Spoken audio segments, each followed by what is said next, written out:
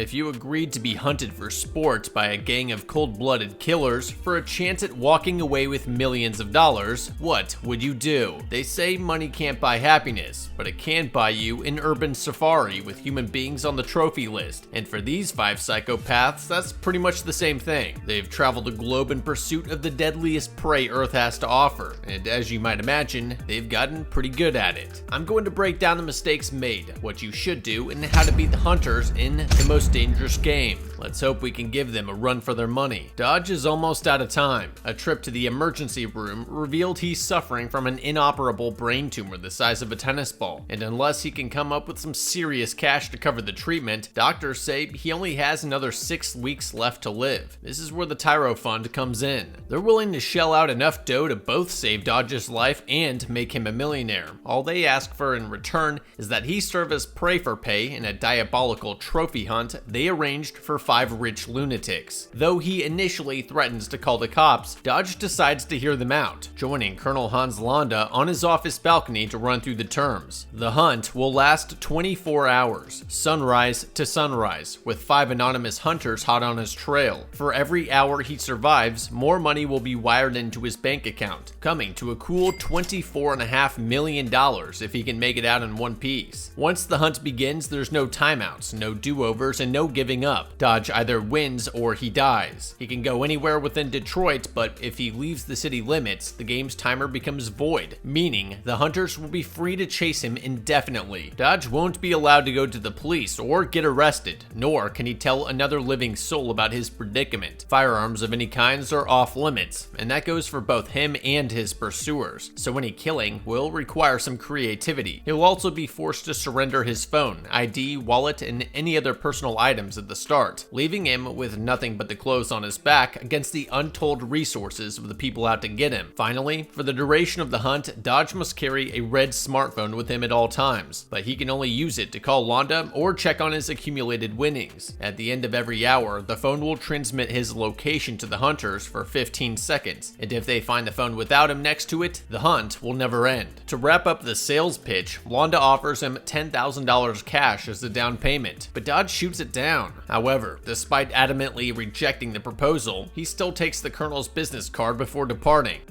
While we're waiting for the hunters to catch up to us, it'd have been nice if Landa loaded Dislight onto her red smartphone to play. 5 years from now, mysterious objects known as miracles appeared over city skies. Hordes of monsters called the Miramon began pouring out of these miracles, desecrating Mother Earth. Luckily, a few humans were able to soak up some of the mysterious energy and develop godlike powers. These demigod humans, known as Espers, became the only ones that could fight back. However, the Espers are useless without you nerds collecting, training, and commanding them to victory. Let's check out Dislight's gameplay features. The stunning, smooth, immersive gameplay experience with the music, graphics, and variety of mythological heroes. The characters are derived from gods of multiple mythologies, like Chinese, Egyptian, Greek, and more, and each take on a different personality and style based on the god they receive their powers from. I like Falcon because he lets the enemy take the first shot, so he can gauge their ability to make an effective counterattack. It has classic turn-based combat, and in the arena, players practice their skills by competing against each other. Go into tactical battle with your 5-hero team and use the different heroes' attributes and speed to outplay the enemies.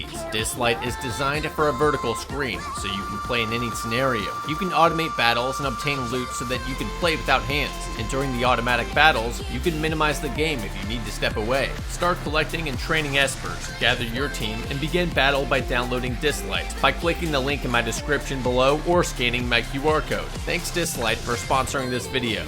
Dislight.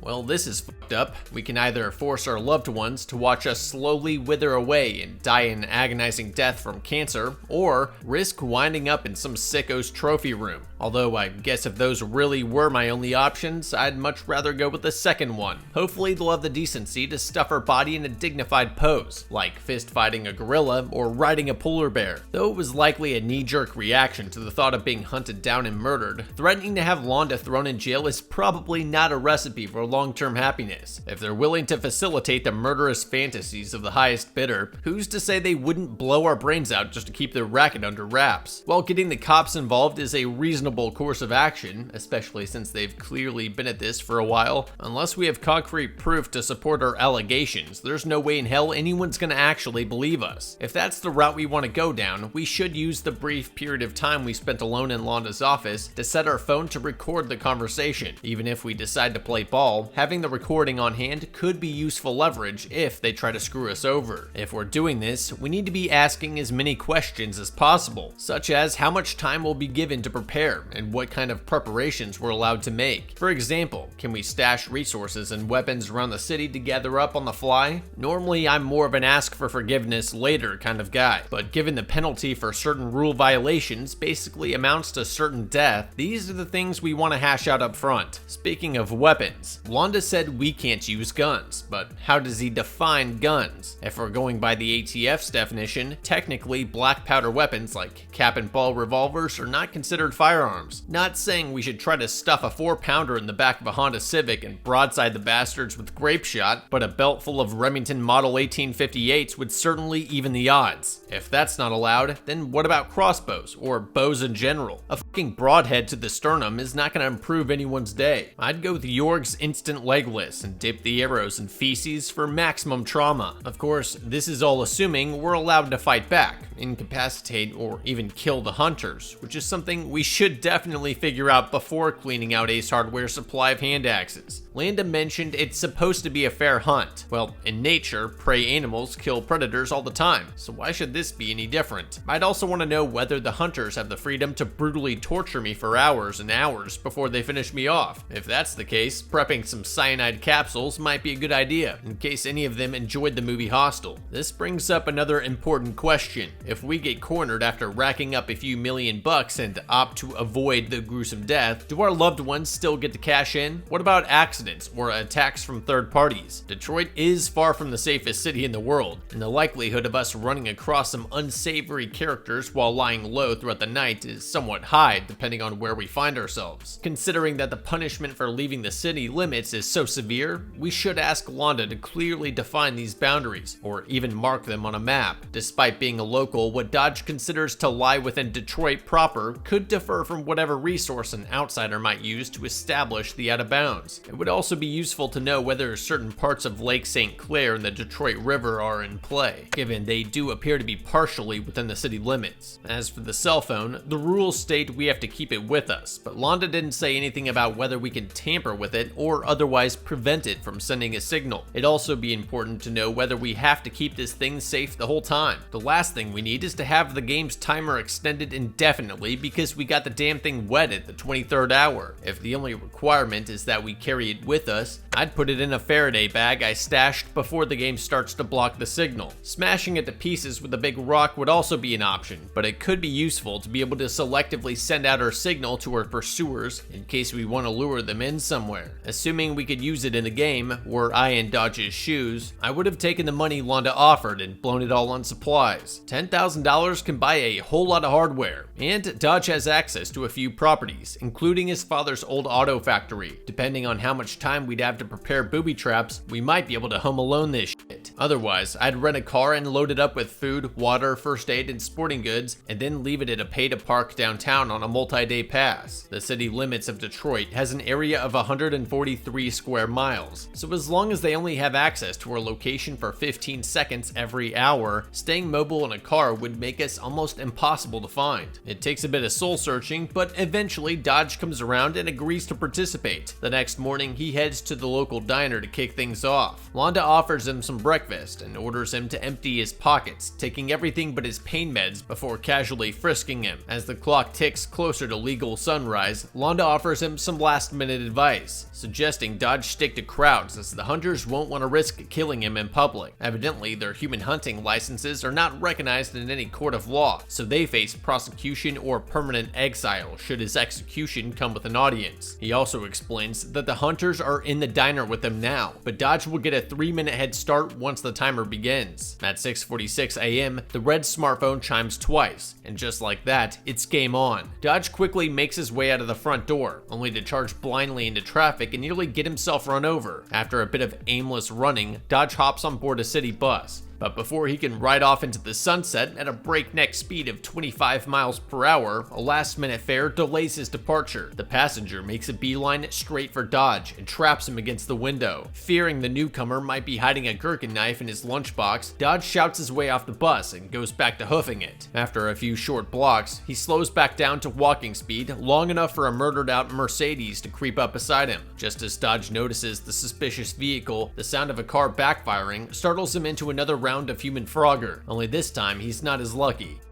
It was nice of Londa to offer Dodge what very well could be his last meal, but wolfing down a huge plate of food 2 minutes before go time is not a good idea. The frisking reinforces the fact that Dodge is supposed to go into this thing empty-handed, but once the clock starts, I would have immediately grabbed the knife from the table and stuck it in my pocket. After leaving the restaurant, running aimlessly is also not a good idea. Not only does it introduce the mental strain of constantly having to identify our current position and planning our next move on the fly, it also increases the likelihood that we'll inadvertently box ourselves in somewhere. We should have established and memorized a seemingly random route the night before, so we could focus on keeping an eye out for threats. Unless they can literally read our minds, there's no way they'd be able to figure this out ahead of time. This pre-planned route should be littered with traps and drop bags containing goo energy gel and stroop waffles, water, medicine, non-firearm weapons, and a portable Faraday cage. Londa's suggestion to stick to the crowd seemed like sound advice at first, but Dodge has no idea what any of the hunters look like. They could easily exploit densely populated areas to close in on Dodge and jab him with something toxic, or spray him in the face with cyanide like Richard Kuklinski. It would also be harder to single out a potential stalker with tons of other people milling around. Besides, people get murdered in broad daylight all the time. If the attacker is wearing a disguise or otherwise concealing their identity, the only way the police would connect them to the murder is if they have some sort of relationship with the victim, and that's probably not the case here. Speaking of disguises, we need to get to our first drop bag point to change our appearance ASAP. Most surveillance programs and manhunts rely on broad identifying factors like attire, body build, and hairstyle. I would have piled on a few layers of clothing before starting, preferably including some reversible items like jackets and hats. There's a reason spy movies always show the hero changing their outfit on the fly. Doing so will make it much harder for our pursuers to spot us at a glance if they're hyper-focused on finding a brown-haired guy in a gray shirt and blue pants. Hiding Dodge's athletic stature will be a lot harder. Best we can do is wear baggier clothing to conceal our chadliness. Londa said we get a 3-minute head start. If ever there was a time for a new PR, it's right now. Although it would be nice to know whether head start means the hunters will have to stay put for 3 minutes or that they just can't kill us in that much time. But either way, we should be moving as fast as we possibly can. Dodge seems to be in pretty good shape, and he supposedly runs frequently, so there's no reason we couldn't put several miles between ourselves and the starting point before the phone gives away our location at the end of the first hour. Taking the bus would only be a viable option if you knew with absolute certainty no one was going to see you climbing aboard. Not only does it make frequent and predictable stops along a publicly available route, it also only has a single exit, meaning we could easily become cornered. Unless I were too injured to get around on my own, there's no way I'm getting on the bus. But since we just had to do it, I would have opted for the standing position closest to both the exit and the driver. This way, we won't have anyone breathing down our neck on a bench seat that could potentially stab us or tag us with a tracking device. It also has the added benefit of putting us right in front of the security camera most modern buses are equipped with. Although we shouldn't really rely too much on this serving as a deterrent. Sitting in the middle like Dodge ultimately does just make it easier for someone to get between us and our only means of escape. When the other passenger asked us to scoot over, we should have stood up and invited him to take the window seat. If he refused, that would be a pretty clear indication something's up. Making a scene like that and demanding to be let off was a good move, whether someone sat next to us or not. If anyone follows us off the bus, it's a safe bet that they're a hunter. As soon as I noticed the black sedan being sus, I would have immediately reversed my direction of travel to gauge their reaction. They're probably not going to immediately whip around right there on the spot, but if we see them following us again, they're most likely up to no good. Despite taking a taxi to the face, Dodge is seemingly unharmed unharmed. He continues his flight to a nearby shopping mall and takes an elevator to the 11th floor. Just as the door is about to close, a dapper-looking fellow in a three-piece suit slips his arm through the gap and climbs aboard. His fellow passengers don't appear to be all that concerned with his existence. Just to be safe, he quietly snags a ballpoint pen from the lady next to him. The car stops at the 10th floor, and much to his relief, the others clear out. Dodge reaches his destination and exits into a dimly lit hallway. Suddenly, a door opens behind him. It's the well-dressed weirdo from the elevator, and he's got more than a few tricks up his sleeve. Now facing a nice pick lobotomy, Dodge tears ass through the winding maze of narrow corridors, ultimately seeking refuge in a public restroom. He enters the stall farthest from the door and climbs onto the toilet. Upon entering the room, the hunter, known as Nixon, immediately checks under the stalls and spots Dodge's shadow. He takes a moment for a bit of maniacal grooming before kicking in the stall door to find Dodge helpless. Utterly disappointed with his target's pathetic performance, Nixon calls the game's manager to demand a full refund. But before he can commence to stabbing, Dodge door checks his Karen ass and shakes the scene.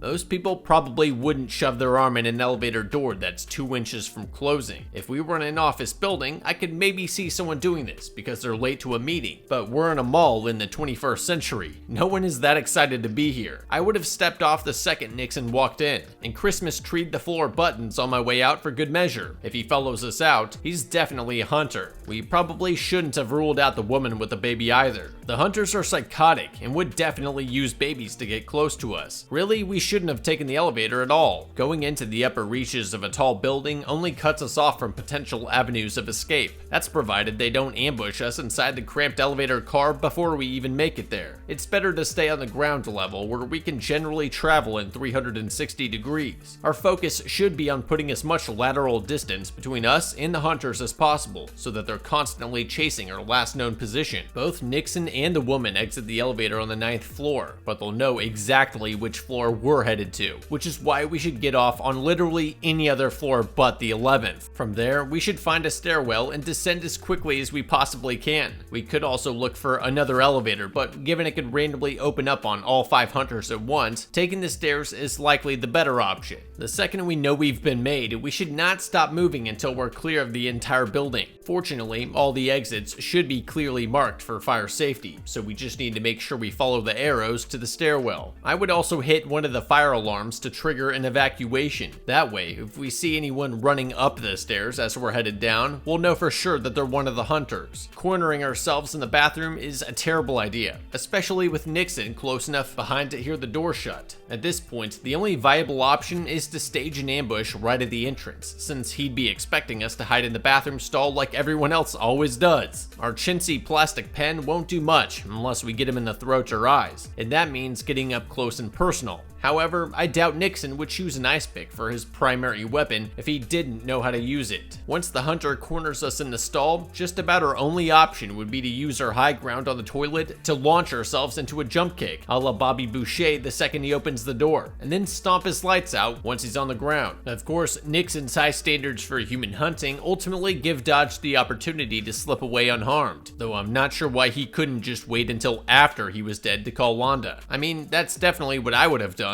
Not only would it help pad out the KD, but we could probably still score some store credit to cover the next run. Back down on the ground floor, Dodge attempts to blend in with a group of senior citizens out for a walking class. Suddenly, a second hunter, the mustachioed Reagan, seizes him by the arm and presses a hunting knife against his abdomen. Reagan warns that if he attempts to resist or call for help, he won't be the only one in the mall getting field dressed, and then starts leading him to a more discreet location. As the pair ascend an escalator, a butthurt Nixon hits the emergency stop, giving Dodge a chance to boot Reagan down the stairs. He manages to get clear of the mall, but a sidewalk cyclist nearly plows right into him, sending Dodge tumbling down a nearby stairwell. He recovers in time to find Nixon blocking the only exit, but a passing beat cop intervenes before things can get messy. Despite one of them looking like he got fucked up with a coffee pot, Nixon deflects the lawman's concerns and nods at Dodge to play along, knowing it would be a violation of the rules for him to do otherwise. As soon as the officer departs, Dodge makes a break for it. He steals a 10-speed from an unlocked bike rack, only to get form tackled into some trash by Reagan. The hunter goes in for the killing blow, but his boot is caught in the spokes, giving Dodge yet another opportunity to escape. Following the nearby subway line, Dodge hops the turnstile and makes his way to the platform, where it seems Nixon was already waiting for him. Fortunately, Dodge is able to cut through the crowd and into a departing train before the hunter can reach him, narrowly avoiding getting lawn darted in the process.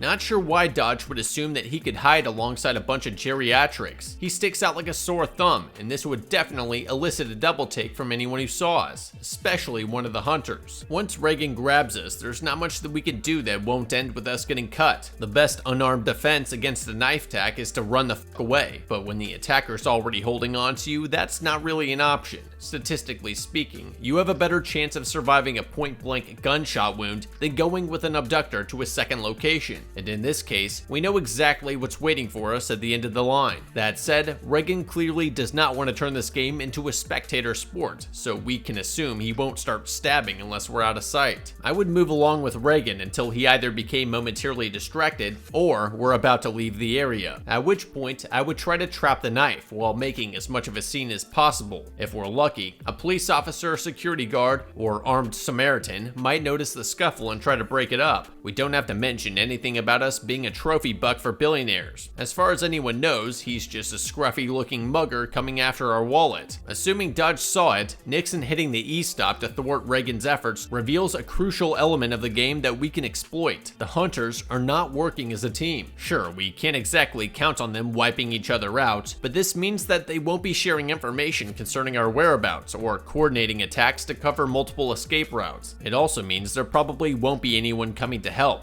if they become trapped or incapacitated. One thing's for sure, we would have been uppercase fucked had it not been for the nosy beat cop, but we missed an opportunity to take full advantage of his presence. I would have told the officer I was feeling dizzy and disoriented after taking the fall, and asked for a ride to the hospital. If Nixon asked to go with us or drive us himself, I'd become irate and accuse him of sleeping with my wife. If we really get in his face, the officer will step in to separate us. If we're lucky, he might even hold one of us there and make the other walk away, giving us a bit of a head start to break contact. We had a chance to gain some serious ground on the hunters after stealing that bicycle, but Dodge just had to go cruising through the narrowest path possible instead of staying out in the open where we could take full advantage of the enhanced mobility and public visibility. There's a reason winding up face down in an alley somewhere is such a common expression. Alleys are fucking dangerous, especially in Detroit. Reagan getting his foot caught in the bicycle verges on divine intervention. We should light some candles when all this is over and run through a rosary. It's possible we could have taken the opportunity to try and get a few licks in, but I think running away was the better option. Besides, he still had the hunting knife and God knows what else to play with. For the same reason that getting on the bus was a bad idea, we should have only taken the train as a last resort. We only know what 2 out of the 5 hunters look like so far, so trapping ourselves on a narrow metal tube with a bunch of randos is not a good idea. It also literally runs on rails, so pinpointing our next location is just a matter of Google search. Running into Nixon on the platform was just terrible luck. Fortunately, the crowd was just dense enough to keep him at bay while we skirted aboard. At least he was nice enough to give us one of his badass ice picks. I think I'd be taking that with me. Dodge takes the train to a local church and heads inside. With no one else around, he heads into the confessional for some last-minute repentance, but stops just short of exposing the game. Just then, he sees someone lurking outside. Channeling his inner Red Wing, Dodge pulls the curtain down over the man's head and launches into a beatdown, but the priest intervenes before the confession can turn into a funeral. It seems the stranger was just an ordinary parishioner, awaiting his turn at absolution. The priest demands an explanation for Dodge's paranoia, but the most he can say is that people are trying to kill him, at which point, the man of the cloth reveals himself to be part of the action. Dodge attempts to flee the hostile holy man, but the wrought iron gates sealing all the exits are locked up tight. The latest hunter, Carter, produces his family framing hammer and moves in for the kill. Seeing no other option, Dodge picks up a flimsy wooden rod and prepares for battle, but almost immediately takes one across the face. Carter starts swinging wildly to seal the deal, accidentally busting the padlock off the gate beside them. Gaining the upper hand, the hunter cocks back for the coup de grace, but his hammer gets stuck in between the bars of the fence. Dodge takes the opportunity to disarm the attacker, and in the ensuing struggle, manages to knock him into the adjoining room, but instead of taking the hammer and nailing the bastard, Dodge opts to lock him inside by jamming the wooden rod into the gate mechanism. Emboldened by the small victory, Dodge moves in to close for some celebratory shit talking, but forgets the gate is a gate and not a force force field. Carter takes his opportunity to drive the claw side of the hammer into Dodge's leg, removing his ability to sprint. Dodge manages to dislodge the tool, but he's in dire need of some serious healing. He makes use of Carter's parting gift to bust the lock off the exit gate and loot the donation box. Once outside, he notices the same Mercedes that was following him earlier, and decides to leave his only viable weapon jammed into one of its tires.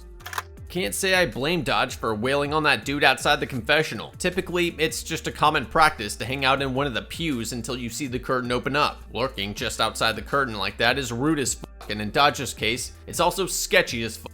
Honestly, going to the church in general was kind of a lousy idea. I guess Dodge might have felt the need to lock down some fire insurance in case he buys the big one later on. But stopping anywhere for any amount of time just increases the likelihood that the hunters will catch up to us, especially when we know that the phone is just minutes away from giving away our position. The second the Padre revealed he was in on the hunt, I would have tackled his ass and tried to shove my thumbs into his eyes. He didn't even have a weapon drawn. He was just standing there holding out his phone like a fucking Verizon commercial. Yeah, snuffing someone out in a church is bound to bring some bad juju, but the man was impersonating a priest, so that has to count for something, right? Speaking of Carter, not sure when he found the time to chain the door shut between the rando leaving and his big reveal, but once we realize we're locked in, we need to immediately go on the offensive. Picking up a stick and waiting for him to attack is just not gonna end well. The curtain rods used in the confessional looked a bit beefier. I would have picked up one of those and swung for the fences. Once we put Carter on his back, we should have used the hammer to see what was on his mind. Even if we didn't feel like splattering someone in God's house, we'd still need something to break the lock on the other gate, and we know from Carter swinging away with reckless abandon that the hammer will do the trick. Really, all we had to do is not get close enough for him to damn near cripple us. It's not like we had to whisper in there. We could have had our little hissy fit from across the room if we wanted to. Now, not only are we unable to run, but we're also leaving a blood trail for the other hunters to follow. After leaving the church, I would have checked the doors on the Mercedes on the off chance it was unlocked. Might as well see if we can drive the thing before we take out our frustrations on it. If the doors were locked, well, we have a universal window opener. It'll definitely sound the alarm, but we could at least spend a minute or two poking around for more weapons or first aid supplies. When we're finished looting the thing, we should do more than just pop one of the tires. After all, spares and AAA are both things that exist. I would jab all 4 tires and smash the ignition all to shit. I'd also be damn sure to take the hammer with me in case someone else needs an attitude adjustment. On the other side of this equation, Carter made quite a few questionable decisions in his approach. For one, why lock the gate to the vestibule when it doesn't lead to an exit? Also, why reveal yourself to Dodge when he pretty much trusts you implicitly? I guess he might have wanted to gloat about how he totally tricked him, but if I were Carter, I would have saved the gotcha moment for when I was standing over a cold corpse. I also would not have parked my car anywhere near the church before going inside. We know Dodge was wary of it from after he got off the bus, so leaving it right outside the ambush point only increases the chances of him seeing it coming. Using the money he swiped from the church, Dodge purchases some first aid supplies and tends to his wounds. Although he might have staved off a nasty infection, he still can't put any weight on his injured limb, and to make matters worse, the red phone just gave away his location. Dodge heads to the Little Caesars Arena just as the Red Wings game is about to let out. After chatting up one of the merch vendors, he sneaks away with a hat and jersey and makes his way to the main exit. Right as the phone is about to give away his position once again, the exit doors swing open and out pours a shambling horde of sports fans decked out in matching colors. Having followed the GPS to this location, Nixon arrives expecting an easy prey. Instead, he's left playing a life-size game of Where's Waldo. Meanwhile, Dodge is almost in the clear, but the vendor he robbed earlier picks him from out of the crowd and demands he return the stolen goods. Realizing he's been made, Dodge flees as fast as his limping legs allow him. There's no way he'll be able to outrun Barney Stinson in this condition. He then notices a young couple in the parking lot, distracted by the drudgery of parenthood, and takes the opportunity to sneak inside the trunk of their car. The family departs with their secret hitchhiker and heads for home. Unfortunately for Dodge, home for them means Birmingham. Not wanting to go pro with his career as a human antelope, Dodge starts tapping on the inside of the trunk to get his unwitting Uber to pull over. The plan works, and soon enough, the car exits the freeway and comes to a stop. As soon as the couple pops the trunk, Dodge leaps out like a crackhead Houdini, snatching away their cell phones and yeeting them into oblivion before running off like a maniac.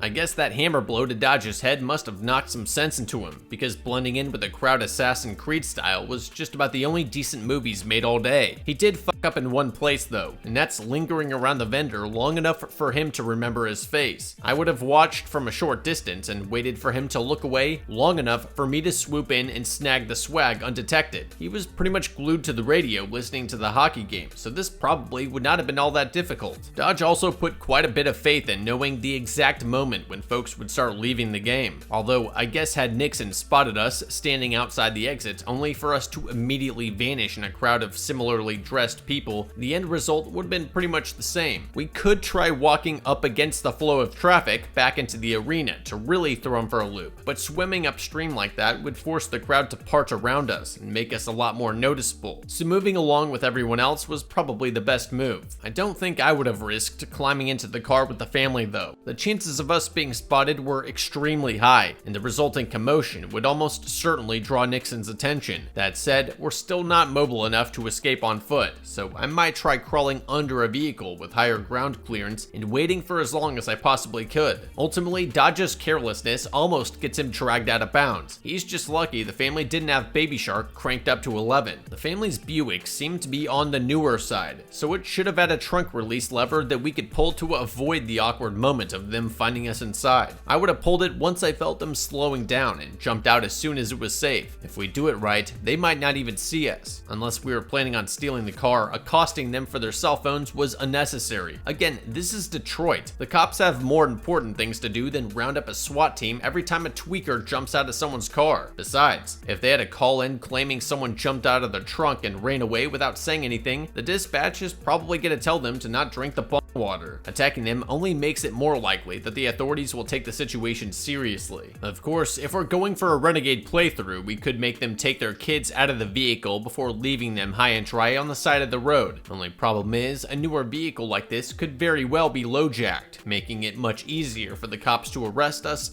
and force us to violate the game's rules. Besides, you never know who's packing heat, and getting someone's kids involved exponentially increases the likelihood that they'll want to fight back. I think running away was the right move here. Although the game is far from over, Dodge GTA's a taxi from a gas station and heads for home. But before he can put his panic-stricken wife at ease, an unknown hunter on a motorcycle forces him back on the road. As Dodge flees in the stolen vehicle, his pursuer hucks a shuriken into his rear left tire, slowing him down enough to jump into the back. The hunter climbs in through the rear windshield and attempts to take him out Agent 47 style, but Dodge manages to grab the fiber wire before it can go tight around his neck, buying himself enough time to run the cab into a concrete barrier. Dodge exits the wreckage to discover Carter dragging himself from the passenger seat. The two engage in a brief dialogue and Carter basically calls him a pussy, prompting Dodge to clap back hard with a cinder block sandwich. 1 hunter down, 4 to go.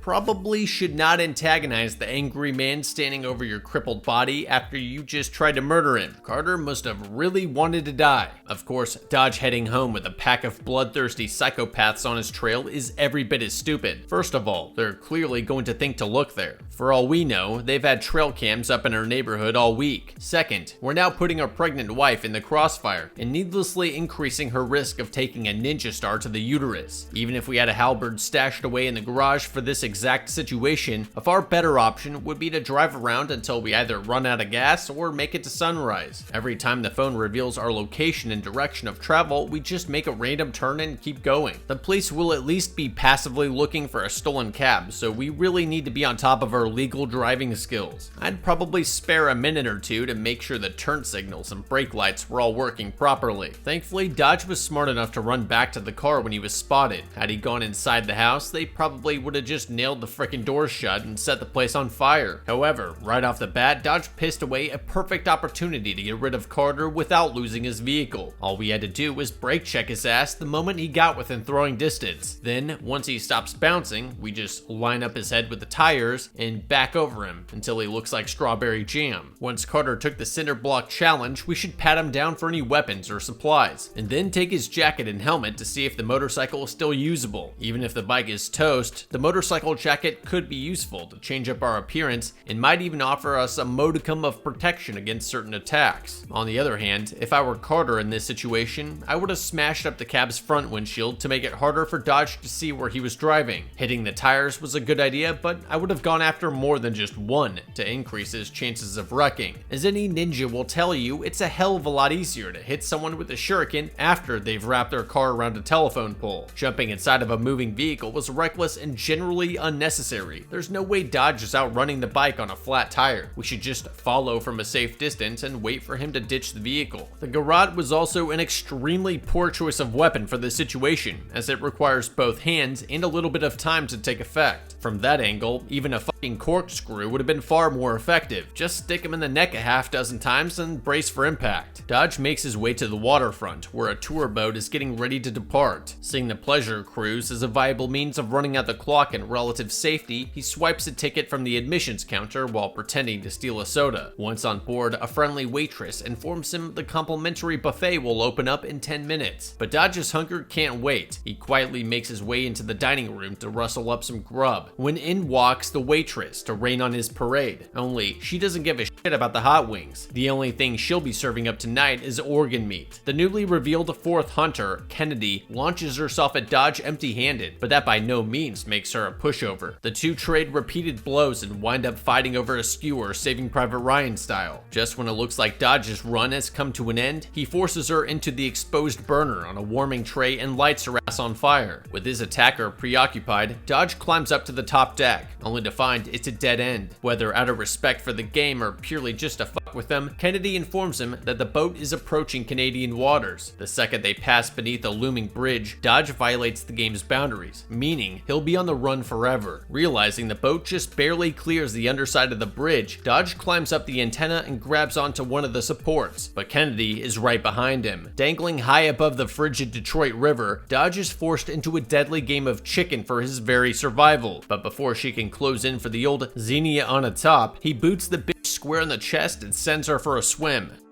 Just like the bus and the train, we should only get on the boat if we know for certain that none of the hunters are on board, which is impossible since there's still two of them we haven't identified. Plus, if at any point on the cruise we need to GTFO, that's gonna require an ice-cold swim through moving water, which could very well leave us too exhausted to defend ourselves upon reaching dry land. This is almost as bad as hiding in the bathroom, but hey, at least there's a buffet. Speaking of which, even though Dodge is probably half-starved and dying of thirst at this point, we should have just waited the 10 minutes and dipped into the spread alongside everyone else. Sneaking in early only made it easier for Kennedy to single us out, which is probably what she intended when she dropped the hint. Fortunately for us, she couldn't resist exposing herself as one of the hunters before starting her attack. But instead of doing anything productive with that information, Dodge just stands around like an asshole waiting to get kicked in the chest. I would have started a full-blown food fight the second she opened her mouth. Not to mention the fact that we have metal serving trays, plates, and silverware all within arm's reach. We should have had a few of those stainless steel skewers tucked up her sleeve as soon as we walked in. Using the propane burner to instill a little pain compliance was a clutch move, but instead of running away, I would have smashed her over the head with about a dozen of those dinner plates before choking her out with her own necktie and tossing her body overboard. We can't keep wasting prime opportunities to take hunters out of play, especially when we're only a few short hours away from victory. But if Dodge just couldn't bear the thought of killing two people in under an hour, why the hell would he run upstairs where there's nothing, when he could have just as easily gone to the lower decks where he could intermingle with a bunch of other people? Of course, were it not for Kennedy's warning, Dodge may have inadvertently left the city limits, so I guess it's ultimately a good thing that she was still around. Climbing onto the bridge was definitely a better option than going for a swim, but we should have ninja warriored our ass up to the road as soon as possible and stomped on Kennedy's fingers when she tried to follow. As for Kennedy, what the hell did she expect would happen, slowly swinging herself over like that? Just like Dodge, the best option would have been to climb up and settle things on solid ground. Although, really, he never should have made it up there in the first place, because she should never have mentioned that they were heading out of bounds. If I were her, I would have walked up to him in the dining room under the guise of escorting him back to the tour group and stuck him in the throat. Back on solid ground, Dodge finds a clothing donation box and changes up his outfit. He's been been on the move for over 18 hours at this point, and it's starting to take a toll on him. After stopping by an old abandoned kiddie park to drink from a mud puddle, the alarm on his phone reveals his position has been compromised. Almost instantly, headlights appear in the distance and begin speeding towards him, but Dodge makes no effort to escape, resigning himself to his grisly fate. Fortunately for Dodge, the mystery vehicle is operated by his lifelong friend Luger, who's been driving around all night searching for him on behalf of his wife. There isn't much Dodge can say to explain his behavior that won't violate the rules of the game. Instead, he asks his friend to drive him around for the next 57 minutes and then drop him off somewhere discreet. Suddenly, a black sedan speeds up behind them. Realizing it's one of the hunters, Dodge orders Luger to hug the next turn and pulls a tuck and roll onto the asphalt. He heads into one of the nearby public housing projects to try and lose his pursuer, but the hunters aren't the only ones he should be worried about. After a little tire iron therapy, Dodge wakes up staring down the barrel of a Beretta Model 92 FS. Turns out he was ambushed by a group of thugs that think he's a drug dealer, citing the pill bottle in his pocket and the app on the phone showing $15 million in his bank account. They then accuse him of working for a rival gang, pushing fake product into the city. Dodge asks what they mean by fake, and they explain that the pills he's carrying failed to leave an impression during their rigorous clinical trials. Dodge warns them that in less than a minute, the phone will transmit his location to a bunch of lunatics that will make their half-baked outfit look like the Salvation Army. If he's still around when that happens, everyone in the room is going to have a bad time. His captors dismiss the threat as mere delusion, but almost as soon as the phone chimes, a loud knock on the door gets everyone's attention. One of the thugs goes to check it out, only to catch a full magazine from the 5th Hunter's M10. A gunfight breaks out between the gangbangers and President Johnson, who Dodge recognizes from his brief bus ride back at the very beginning. As all hell breaks loose, he tries to climb out the bathroom window, but Reagan is already out there to cut off his escape. Having finished mowing down the street thugs, Johnson shoots his way into the bathroom to finish off Dodge with a supercharged stun gun, explaining he's allowed to use firearms on everyone else but him. Before Johnson can administer the fatal shock, one of the gangsters domes him with a 9mm just before checking out. Dodge shoves off his would-be executioner and snags one of the Berettas before fleeing the scene of the massacre. Back on the street, he finds himself alone in a narrow alleyway, when suddenly a vehicle begins approaching rapidly from behind. Instead of cutting left or right to break line of sight immediately, Dodge decides to outrun a sports car on a busted leg, narrowly ducking behind a sheet of aluminum siding before Nixon can turn him into roadkill. The hunter abandons his vehicle and gives chase on foot, but Dodge has vanished into thin air.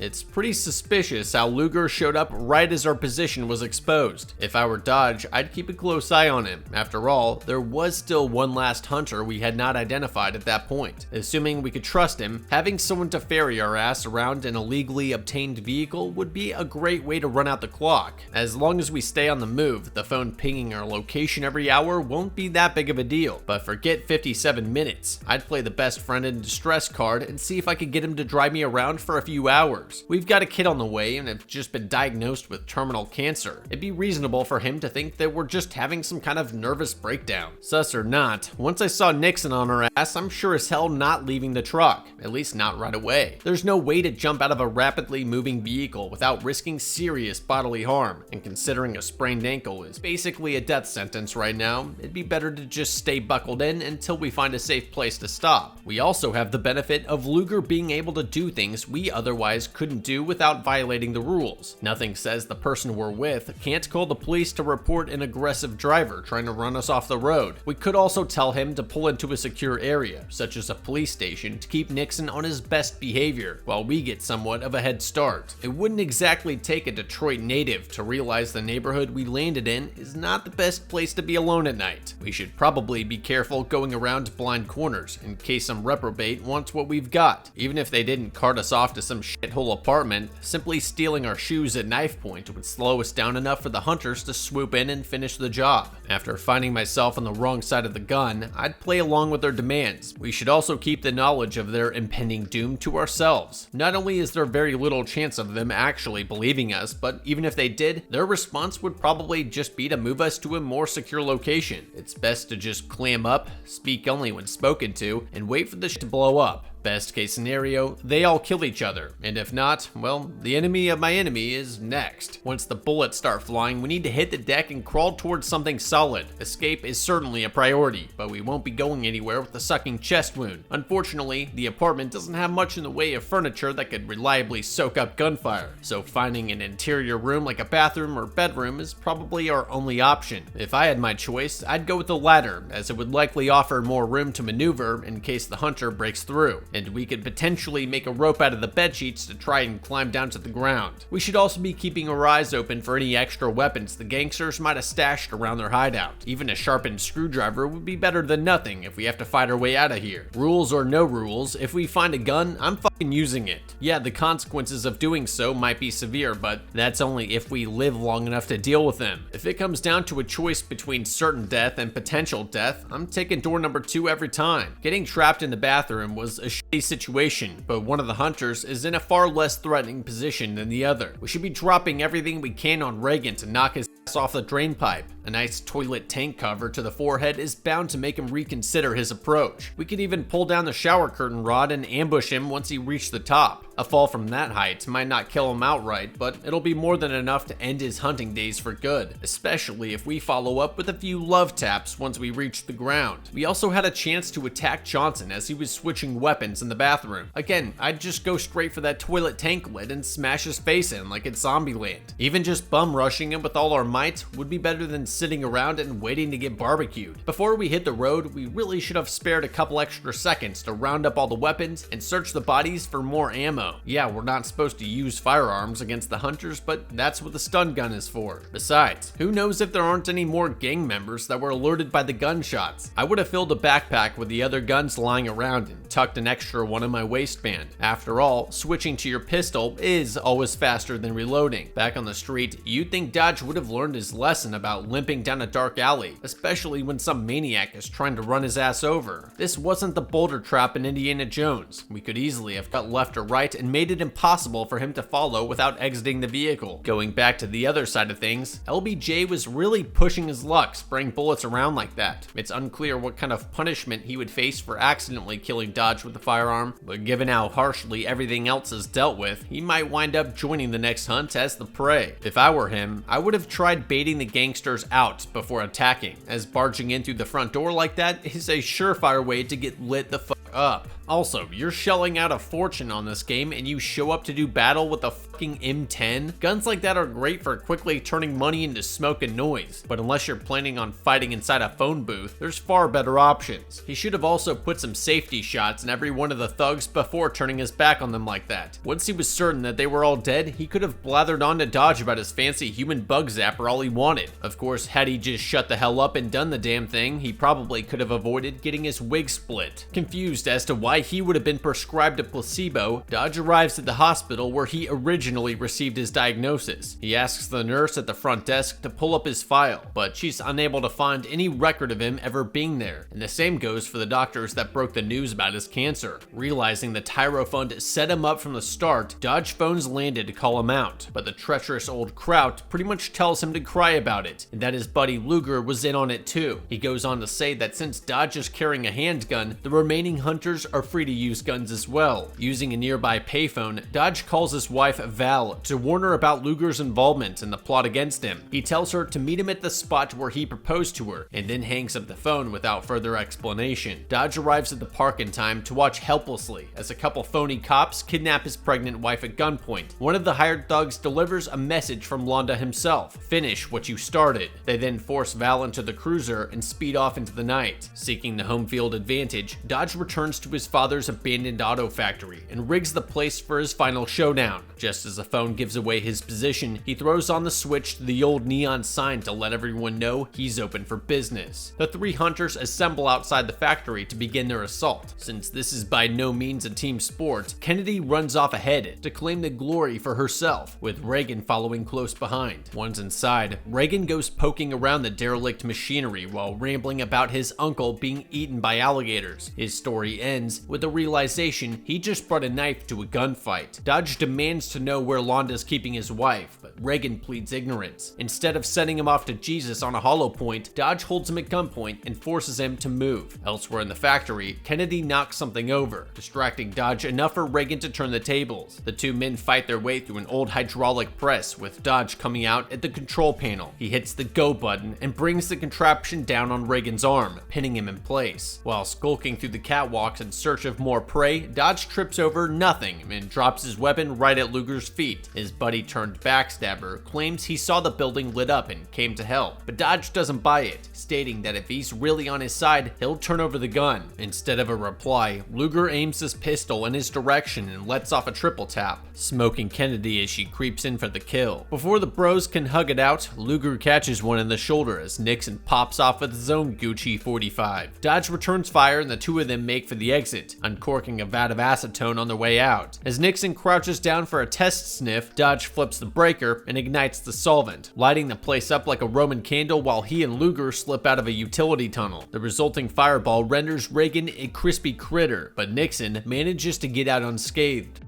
Knowing we're not going to drop dead in 6 weeks is ultimately a net win, but it doesn't do anything for our current situation, and letting Londa know that the cat is out of the bag will only make it harder for us going forward. This is something we should have waited to hash out once we had tens of millions of dollars to play with, although I'd probably forget all about it after parking my Ferrari out in front of the mansion. Finding out about Luger's betrayal was worth the phone call, but if he was really working against us, why didn't he just leave us to rot back in the kiddie park? Something about this just didn't add up. Now that we've threatened the man responsible for organizing elaborate multi-million-dollar death games, the last thing we should do is call our pregnant wife and force her out into the open. If anything, we should tell her to smash her cell phone and go find a bomb shelter. What exactly was she going to do to help us anyways? Go into labor at them? This is why cell phones are destroying society. In less than a minute, Dodge successfully managed to put Val in mortal danger and further foobar a foobar situation. At least he had sense enough to fall back to some familiar territory and pull a Kevin McAllister. Only problem is, this place is massive, with far too many entrances to cover at once. Dodge also makes the mistake of lighting up the big ass sign to lure them in. We're carrying a cell phone that's guaranteed to draw the hunters in at a specific time. Lighting up the sign only telegraphs our intentions to bring them there on purpose. It's possible they don't know the significance of this factory to Dodge's family, so had we not lit the place up like a Dutch brothel, they might have just assumed we only went in to hide. Good on Dodge for getting the drop on Reagan, but once it became clear that he doesn't know where Val is, we should have forced him onto his stomach and then stuck him with his own knife. What the hell was Dodge's endgame walking him around the factory like that? We're just creating an opportunity for him to alert the other hunters or pull a fast one on us. If we had some special room to lock him in or a pre-dug hole waiting out back, we should have at least made him walk a few yards ahead of us. Otherwise, we're just pissing away our gun's primary advantage. It's a good thing the dick smashing device was still operational after all these years. Realistically, it wouldn't have pinned Reagan in place like that because it would have just ripped his fucking arm off. We probably should have put him out of his misery after that, not because it's the right thing to do, but because he still might find a way to be dangerous with the limbs he has left. After all, the rest of the hunters are all packing guns. Maybe he is too. Speaking of guns, losing the Beretta to Luger like that could have been a major L had things gone another way. It's possible Landa lied about his betrayal just to stir things up, or maybe Luger realized his best friend was about to score $24.5 million and decided to switch sides. Either way, he saved her life, so we can at least assume he doesn't want us dead. He should have warned us before shooting over our shoulder like that though. Seriously, how hard is it to say, watch out for that bitch, while lining up the shot? He's lucky we didn't try to take the gun from him thinking he was pointing it at us. Otherwise, we'd both have probably wound up dead. It's too bad we couldn't nail Nixon like the rest of them, whether by shooting him where he stood or by blowing his ass away with the acetone tank. That said, rigging the tank to blow like that was an excellent idea, but we should have torched it the moment we knew that they were all inside. Skulking through the catwalks like Big Boss is cool and all, but why go through the effort when you already have the Davy Crockett? As for the hunters, I can understand why they'd want to go in separately as opposed to staying in a group. But they should have brought more than just a couple handguns. Hell, Reagan was still using his knife. A pistol is what you'd use to fight your way to a rifle. I would have gone in with nothing short of the finest tactical drip I could afford. At minimum, we're talking dual tubes and HESCO plates with a SIG MCX Rattler and a PEC 15. Dodge leaves Luger in a safe place to wait for EMS and puts the sneak on one of the game's organizers to pump him for answers. Turns out his wife's being held in an unfinished skyscraper downtown. He arrives at the scene and scales the structure to find her tied up out in the open. Dodge frees Val and the couple turns to leave, but Nixon's back to settle the score. After shrugging off a slug to the shoulder, Dodge empties his pistol to keep the attacker at bay. He tells Val to stay behind, knowing the hunter's only after him. With mere minutes left on the clock, Dodge continues upward until he reaches the end of the line, finding himself on the wrong end of Nixon's 1911. In a desperate bid to save his own life, Dodge tells Nixon he can no longer use firearms as his own gun is out of ammunition. There's not exactly an umpire around to make the call, but Nixon agrees to disarm and downgrades back to the ice pick. Dodge backs up against the ledge as Nixon closes in. In avoiding a piercing strike, he falls over the edge, barely catching himself on a protruding piece of concrete. With nowhere left to run, Nixon crouches down to place Scar to his Mufasa, but before he can land the killing blow, the rising sun shines directly in his eyes. Without hesitation, Nixon retracts his ice pick and extends a helping hand to Dodge. The respectful sportsman helps his wounded prey to safety and congratulates him for surviving the hunt. Nixon politely nods to Val on his way out and leaves the couple to enjoy the rest of their lives, $24.5 million